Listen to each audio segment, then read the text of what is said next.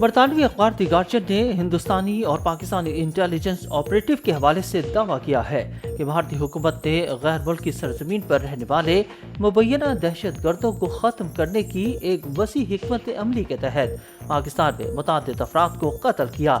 دی guardian نے دونوں ممالک کے درمیان انٹیلیجنس حکام کے انٹرویوز کیے اور پاکستانی تفتیش کاروں سے دستاویزات حاصل کیے، جن میں واضح کیا گیا تھا کہ کس طرح بھارت کی انٹیلیجنس ایجنسی نے 2019 کے بعد مبینہ طور پر بیرون ملک کئی قتل کیے۔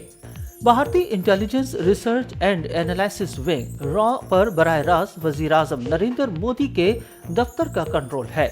رپورٹ کے مطابق دہلی نے ان لوگوں کو نشانہ بنانے کی پالیسی پر عمل کیا جنہیں وہ بھارت کا دشمن سمجھتی ہے۔ بھارت کی جانب سے کیے گئے قتل کے حوالے سے رپورٹ پہ کیے گئے تازہ دعوے 2020 سے اب تک تقریباً 20 ہلاکتوں سے متعلق ہیں۔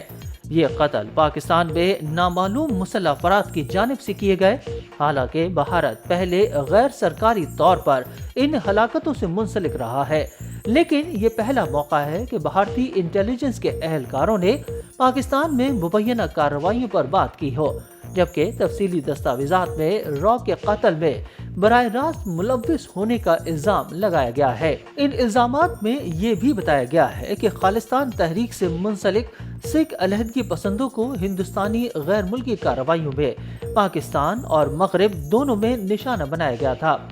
گارجین کے مطابق پاکستانی تفتیش کاروں نے بتایا کہ یہ ہلاکتیں ہندوستانی انٹیلیجنس کے سلیپر سیلز کی طرف سے کی گئی، جو زیادہ تر متحدہ عرب امارات سے کام کر رہے تھے۔ 2023 میں ہوئی ہلاکتوں میں اضافے کا سہرا ان سیلز کی بڑھتی ہوئی سرگرمیوں کو دیا گیا، جن پر مقامی مجرموں یا غریب پاکستانیوں کو قتل کے لیے لاکھوں روپے دینے کا الزام ہے۔ گارجین کا کہنا ہے کہ بھارتی ایجنسیوں نے مبینہ طور پر فائرنگ کرنے کے لیے جہادیوں کو بھی بھرتی کیا اور انہیں یقین دلایا کہ وہ کافروں کو مار رہے ہیں۔ 2 ہندوستانی انٹیلیجنس افسران کے مطابق بھارتی خفیہ ایجنسی کی جانب سے بیرون ملک مفرور افراد پر توجہ مرکوز کرنے کا رجحان 2019 میں پلوامہ حملے سے شروع ہوا تھا۔ ایک ہندوستانی انٹیلیجنس آپریٹو نے کہا کہ پلوامہ کے بعد ملک سے باہر لوگوں کو نشانہ بنانے کا طریقہ کار تبدیل کر دیا گیا کہ اس سے پہلے کہ وہ حملہ کر سکیں یا کوئی خلل پیدا کر سکے، ہم انہیں نشانہ بنائے۔ بھارتی خفیہ ایجنسی کے اہلکار نے کہا کہ اس طرح کے آپریشن کرنے کے لیے حکومت کی اعلیٰ ترین سطح سے منظوری درکار ہے۔ اس بھارتی افسر کا مزید کہنا تھا کہ ہندوستان نے اسرائیل کی موساد اور روس کی KGB جیسی انٹیلیجنس ایجنسیوں سے تحریک حاصل کی ہے، جو غیر ملکی سرزمین پر ماورائے عدالت قتل سے منسلک ہے۔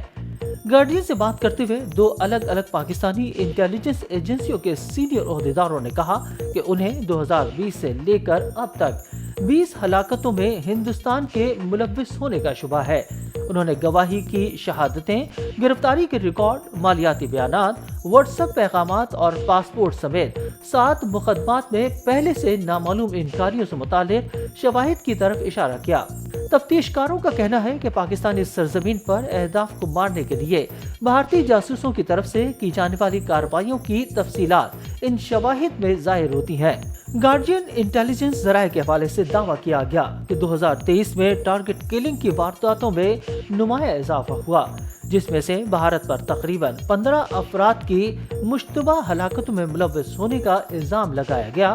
جن میں سے زیادہ تر کو نامعلوم بندوق برداروں نے قریب سے گولی ماری تھی۔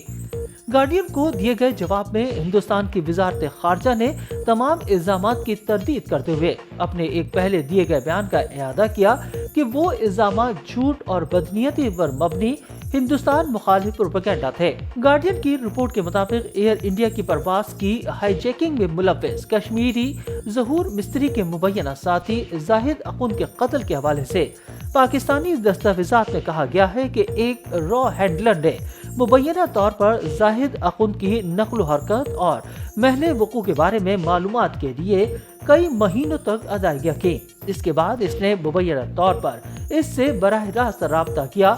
एक सहाफ़ी होने का बहाना किया जो एक इंटरव्यू करना चाहता था ताकि इसकी शनाख्त की तस्दीक की जा सके।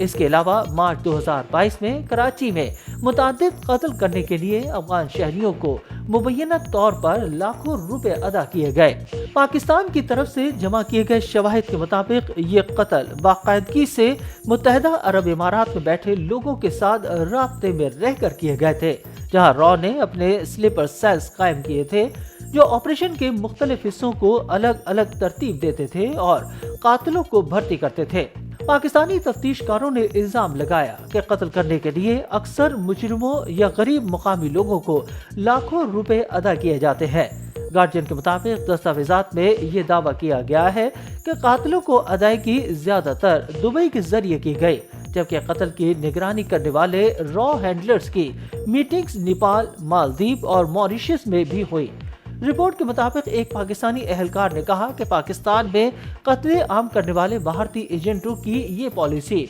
रातों रात तैयार नहीं की गई। उन्होंने कहा कि हमें यकीन है कि उन्होंने मुत्तहिदा अरब इमारात में इन स्लीपर सेल्स को कायम करने के लिए तकरीबन 2 साल तक काम किया है, जो अब इन कत्लों का इंतजाम देख रहे हैं। इसके बाद हमने बहुत से कत्ल का मुशाहिदा करना शुरू किया। जैश मोहम्मद के कमांडर और हिंदुस्तान के सबसे बदनाम जंगजुओं में से एक शाहिद लतीफ को मुबैना तौर पर मारने की मुतादिद कोशिशें की गयी। बिलाखिर दस्तावेजात के मुताबिक एक 20 साला नाख्वानदा पाकिस्तानी ने अक्टूबर में पाकिस्तान में इस कत्ल को अंजाम दिया, जिसे मुबैना तौर पर यूएई में रॉ के जरिए भर्ती किया गया था, जहां वो अमेज़न पैकिंग के गोदाम में कम अज कम तनख्वाह पर काम कर रहा था। पाकिस्तानी तफ्तीशकारों ने पाया कि इस शख्स को मुबैना तौर पर एक खुफिया भारतीय एजेंट ने शाहिद लतीफ का सुराग लगाने के लिए 15 लाख पाकिस्तानी रुपए अदा किए थे और कत्ल के बाद इसे 1.5 करोड़ पाकिस्तानी रुपए और मुत्तहिदा अरब इमारात में इसकी अपनी कैटरिंग कंपनी का वादा किया गया था। नौजवान ने शाहिद लतीफ को सियालकोट की एक मस्जिद में गोली मार कर हलाक कर दिया था, लेकिन कुछ ही देर बाद इसे साथियों समेत गिरफ्तार कर दिया गया। गार्डियन के मुताबिक अस्करियत पसंद तंजीम हिजबुल मुजाहिदीन के कमांडर बशीर अहमद पीर और भारत की मतलूब तरीन फहरिस्त में शामिल सलीम रहमानी के कत्ल की मंसूबाबंदी भी मुबैना तौर पर मुत्तहिदा अरब इमारात से की गई थी। दुबई से लेन देन की रसीदें कातिलों को लाखों रुपए की अदायगियां जाहिर करती हैं। सलीम रहमानी की मौत को पहले एक मुश्तबा मुसल्लह डकैती का नतीजा बताया गया था। ज्यादातर मामलात में इस तरह अमवात के बारे में अवामी मालूमात बहुत कम रही है। ताहम पाकिस्तानी एजेंसियों ने गार्जियन को सबूत दिखाए कि उन्होंने बंद दरवाजों के पीछे तहकीकात और गिरफ्तारियां की है। दिल्ली में इंस्टीट्यूट फॉर कॉन्फ्लिक्ट मैनेजमेंट के एग्जीक्यूटिव डायरेक्टर अजय साहनी ने गार्डियन से गुफ्तगू में कहा कि उनकी तंजीम ने 2020 से पाकिस्तान में नामालूम हमला आवरों के हाथों 20 मुश्तबा हलाकतें रिकॉर्ड की हैं। हालांकि 2 की जिम्मेदारी मकामी अस्करियत पसंद ग्रुपों ने कबूल की थी। पाकिस्तान के सेक्रेटरी खारजा मोहम्मद साइरस सज्जाद काजी ने जनवरी में एक प्रेस कॉन्फ्रेंस में 2 हलाकतों का अवामी तौर पर एतराफ किया था, जिसमें उन्होंने भारत पर इल्जाम लगाया था कि वो पाकिस्तान में मुल्की और मावराए अदालत कत्ल की नफीस और मजमूम मुहिम चला रहे हैं। इस्लामाबाद के इन इल्जामात को दूसरों की तरफ से शकूक और शुबहात का सामना करना पड़ा, जिसकी वजह दोनों पड़ोसी ममालिक के दरमियान देरीना दुश्मनी है, जो 4 बार जंग में जा चुके हैं और अक्सर एक दूसरे पर बेबुनियाद इल्जामात लगा चुके हैं। गुज़िश्ता 3 सालों में मुबैना तौर पर रॉ के जरिए पाकिस्तान में मारे जाने वाले अफराद की अक्सरियत लश्कर तैयबा और जैश मोहम्मद जैसे अस्करियत पसंद ग्रुपों से वाबस्ता अफराद की है। सितंबर में कनाडा के वज़ीर आज़म जस्टिन ट्रूडो ने पार्लियामेंट को बताया कि मोतबर इल्जामात हैं कि हिंदुस्तानी एजेंटों ने एक मुमताज सिख कारकुन हरदीप सिंह निजार के कत्ल की मंसूबाबंदी की थी, जिसे वैंकूवर में गोली मारकर हलाक कर दिया गया था। हफ्तों बाद अमरीकी महकमा इंसाफ ने एक चार्जशीट जारी की, जिसमें वाज़ेह तौर पर बताया गया कि किस तरह एक हिंदुस्तानी एजेंट ने न्यूयॉर्क में एक ब्रिटमैन को एक और सिख कारकुन को कत्ल करने के लिए भर्ती करने की कोशिश की, जिसे बाद में गुरप्तोनत सिंह पनन के नाम दिया गया। دونوں افراد خالصتاً تحریک کے بڑے حامی رہے تھے جو ایک آزاد سکھ ریاست بنانا چاہتی ہے اور ہندوستان میں پابندی کا شکار ہے۔ بھارت نے نجار کے قتل میں ملوث ہونے کی تردید کی، جبکہ ایک حالیہ رپورٹ کے مطابق پنو کی سازش کے بارے میں بھارت کی اپنی تحقیقات نے یہ نتیجہ اخذ کیا کہ اسے ایک بے قابو ایجنٹ نے انجام دیا تھا جو اب را کے لیے کام نہیں کر رہا تھا۔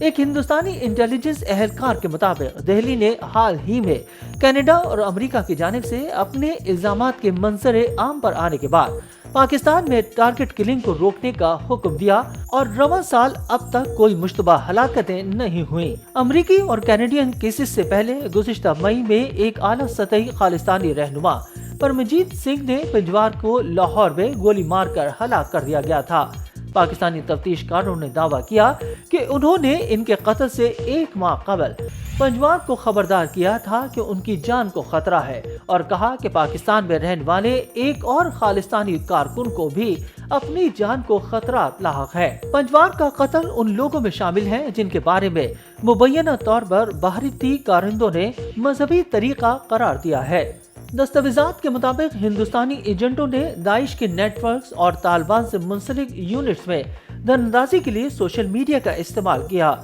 جہاں انہوں نے پاکستانی اسلام پسند بنیاد پرستوں کو بھرتی کیا اور تیار کیا تاکہ ہندوستان کو مطلوب افراد کو یہ کہہ کر نشانہ بنایا جا سکے کہ وہ کافروں کے مقدس قتل کا کام کر رہے ہیں۔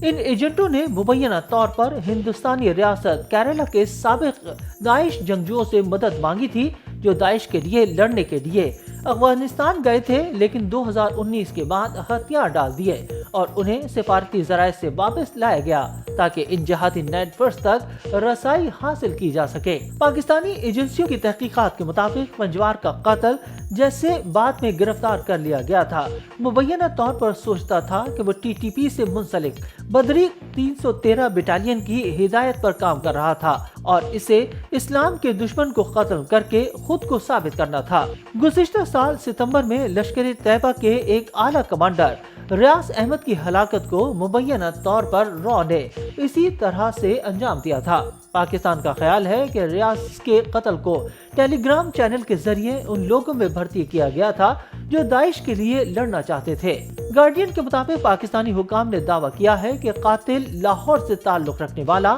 20 سالہ محمد عبداللہ تھا۔ اس نے مبینہ طور پر پاکستانی تفتیش کاروں کو بتایا کہ اس سے وعدہ کیا گیا تھا کہ اگر اس نے پاکستان میں ایک کافر کو مارنے کا امتحان میں کامیابی حاصل کی تو اسے داعش کے لیے لڑنے کے لیے افغانستان بھیجا جائے گا۔ عبداللہ نے راملہ کوٹ کی ایک مسجد پہ صبح کی نماز کے دوران ریاض احمد کو گولی مار کر قتل کر دیا، لیکن بعد میں پاکستانی حکام نے اسے گرفتار کر دیا۔ را کے ایک سابق سینئر اہلکار جو مودی کی وزارت عظمیٰ سے پہلے خدمات انجام دے چکے ہیں، انہوں نے اس بات سے انکار کیا کہ مامورۂ عدالت قتل ایجنسی کی مرضی تھی۔ انہوں نے تصدیق کی کہ قومی سلامتی کے مشیر کے علم میں لائے بغیر کچھ نہیں کیا جاتا،